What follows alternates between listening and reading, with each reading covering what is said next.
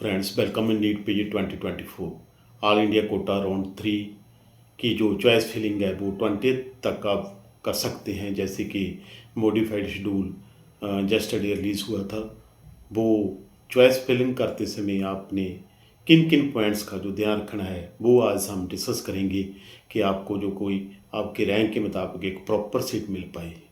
Choice filling करने से पहले सभी जो कुछ पॉइंट्स है वो आपको ध्यान में ज़रूर रखना है। पहले तो क्या आप गवर्नमेंट में जा रहे हैं या फिर डीम्ड में जा रहे हैं, अगर बैकअप भी रखना चाहिए, अगर एक सीट के साथ रिजेक्ट नहीं होना चाहिए।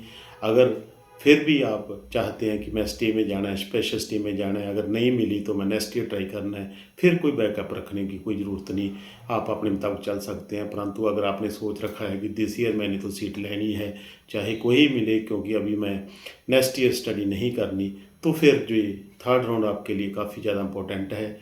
इसकी चॉइस फिलिंग करने से पहले आपको सभी जो इम्पोर्टेंट पॉइंट्स है वो आपके ध्यान में होने चाहिए कि जो सीट आप चॉइस फिलिंग में ले रहे हैं उस सीट का जो फी स्ट्रक्चर क्या है, बॉन्ड क्या है, पेनल्टी क्लासेस क्या है और ओपीडी कितनी है। और अगर हम देखें ये सभी जो बातें हैं, आपके लोकेशन, लैंग्वेज की कोई प्रॉब्लम तो नहीं है, स्टाइफंड कितना देते हैं, डीम्ड यूनिवर्सिटी में ये सब कुछ चेक करना तो और भी बहुत ज़रूरी हो जाता है। क्योंकि थर्ड राउंड में देखो फॉर एग्जिट विद फॉरफीचर नहीं है, सिर्फ एग्जिट विद एलिमिनेशन है। अगर आपने कोई गलती की, आपको सीट मिल गई, नॉन क्लिनिकल मिल गई, तो आप जो counselling process all India Kota से बाहर हो जाएंगे। कुछ स्टेट्स तो ऐसे हैं जहाँ पर आप अगर आपको सीट मिल गई नहीं पार्टिसिपेट कर सकते, जैसे कर्नाटका को है, आंध्रा है, जैसे कुछ कॉलेज ऐसे हैं जहाँ पर आप नहीं पार्टिसिपेट करते, साउथ के कॉलेज हैं। मैं यही कहूँगा कि ये रूल एंड रेगुलेशन का अच्छी तरह ध्यान रखना। और पंजाब का जो प्रोसेस है वो काउंसलिंग का जो शेड्यूल जारी हो चुका है, महाराष्ट्र का हो चुका है, कर्नाटका ने भी अपना शुरू किया है डॉक्यूमेंटेशन। उसी तरह 1 बाई 1 स्टेट्स का जो आ रहा है शेड्यूल आ रहा है, और सीट मैट्रिक्स भी आएगा। बहुत स्टूडेंट्स पूछते हैं क्या हम ऑल इंडिया के बाद अगर हमें सीट अलॉट होती है, ज्वाइन नहीं करते, क्या यूपी में जा सकते हैं। देखो फिलहाल यूपी की जो भी कंडीशंस है वहाँ पर आप जा सकते हैं। यूपी सबसे बड़ा स्टेट है, कर्नाटका है, और हाई रैंक स्टूडेंट्स को मैं यही कहूँगा कि यूपी और राजस्थान में या महाराष्ट्र में ट्राई कीजिए। वहाँ अगर आपके अच्छा बजट है, और सीट बुकिंग जहाँ कोई बोगस जो एनआरआई डॉक्यूमेंट्स है उस चक्कर में मत पड़ना, कोई सीट बुकिंग नहीं होती, और सीट्स भी काफ़ी ज़्यादा वेकेंट है। लगता है कि जो ऑल इंडिया कोटा ने ये जो काउंसलिंग प्रोसेस जैसे मॉडिफाइड शेड्यूल जारी किया है, उसका मतलब यही है कि तेलंगाना जैसे आज उनका डेट है कि मैनेजमेंट की जो सेकंड राउंड का जो रिजल्ट अभी तक नहीं आया वो आज आ जाएगा, और एमपी और राजस्थान का भी एक और 2 दिन में आ जाएगा।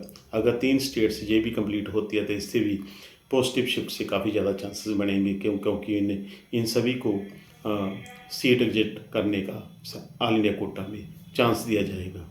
बहुत स्टूडेंट्स हैं जिन्हें पहले मेरी इस वीडियो से मैं डिस्कस किया था कि जो टॉप ब्रांचेस हैं जिन स्टूडेंट्स के पास, उन्होंने जैसे कि वर्चुअल वैकेंसी इतनी ज़्यादा 16,000 के करीब क्रिएट हुई है, और वो स्टूडेंट्स जो अपग्रेडेशन लेने के बारे में सोच रहे हैं, वो देखो काफ़ी ज़्यादा स्टूडेंट्स हैं। हो सकता है वो स्टूडेंट्स छोड़ दें, और सीट सभी स्टूडेंट्स को मिल सकती है अगर आप प्रॉपर वे काउंसलिंग करें।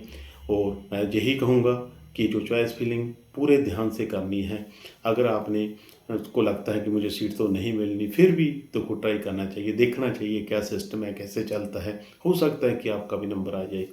और सीट चॉइस फिलिंग करते समय आप किसी की हेल्प ले सकते हैं, अपने दोस्त मित्र की हेल्प ले सकते हैं, क्लिक की हेल्प ले सकते हैं, या फिर किसी काउंसलर की हेल्प ले सकते हैं। अगर पेड काउंसलिंग ज़रूरत हो तो मेरे साथ बात कर सकते हैं, परंतु मैं किसी को कंपेल नहीं करता। मैं तो यही कहता हूँ कि अगर आप भी कर सकते हैं, कुछ नहीं है, परंतु करनी बड़े ध्यान से है, क्योंकि जहाँ पर रूल्स काफ़ी स्ट्रिक्ट हो जाते हैं।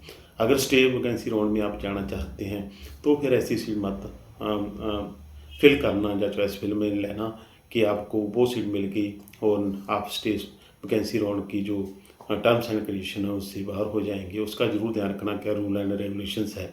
स्टे वैकेंसी राउंड में भी काफ़ी ज़्यादा अच्छी शिफ्ट मिलती है अगर आपके पास आप रिस्क नहीं लेना चाहते, फिर देखो राउंड 3 में ही आपको सीट ऑक्यूपाई करनी चाहिए। मैं सभी स्टूडेंट्स को यही कहूँगा कि इन जो बातों का अगर ध्यान रखेंगे तो आपको अच्छी सीट ज़रूर मिलेगी। देखो ये जो काउंसलिंग प्रोसेस है, जैसे 21st को रिजल्ट आना है, 29 तक जो इसकी ज्वाइनिंग है, उसी तरह जो स्टेट की ज्वाइनिंग है लास्ट जो 5 फरवरी है, और ये जो काउंसलिंग प्रोसेस है 4th राउंड तक जो 22 फरवरी तक ख़त्म हो जाएगा। और उसके बाद जो जो 5th जो स्पेशल स्टे वैकेंसी राउंड होता है, वो गवर्नमेंट से परमिशन के बाद एमसीसी से स्पेशल डेट देता है, वो भी मार्च में मोस्टली होएगा। देखो हर साल होता है, दिस ईयर भी होएगा। और जून में जो 2025 का जो नीट पीजी का प्रॉपर डेट तो नहीं है, उसकी एक्सपेक्टेड है कि जून में होगा। मैं सभी स्टूडेंट्स को यही कहूँगा कि आप अच्छी तरह चॉइस फिलिंग कीजिए, आपको 100% सीट मिलेगी।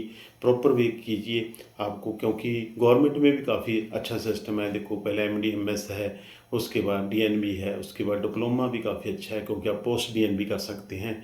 ये सभी है। उसके बाद फिर अगर फिर भी आपके पास पैसा लगाने का मन है तो डीम्ड में चले जाना, या फिर प्राइवेट में जाना। जो प्राइवेट कम फीस वाले कॉलेज हैं, मैं सभी अपनी वीडियोस में बोलता हूँ, वो सिर्फ जो कम फीस वाले कॉलेज हैं, बहुत कम फीस वाले, जैसे 13-14 या विदिन 10 है, वो कर्नाटका में है, जहाँ कुछ हरियाणा में कॉलेज है, एक यूपी में कॉलेज है। वैसे जो एवरेज फ़ीस है 20 से 25 लाख पर ईयर तो है ही, मोस्टली कॉलेज की है, जैसे यूपी के कॉलेज हैं। और उसके बाद जो नेक्स्ट शिफ्ट आती है अभी 50 लाख पर ईयर, उसके बाद 75 1 करोड़ पर ईयर तक भी राजस्थान के कॉलेज हैं, या 1 करोड़ के ऊपर भी हैं। वहाँ पर जो उनका रैंक बहुत ज़्यादा हाई है, राजस्थान में ट्राई कर लेना चाहिए। मैं सभी जो यही कहूँगा कि कोई सीट बुकिंग मत चलना, परंतु अगर प्रॉपर वे करो काउंसलिंग, जो चॉइस फिलिंग है, किसी काउंसलर की मदद लेनी है।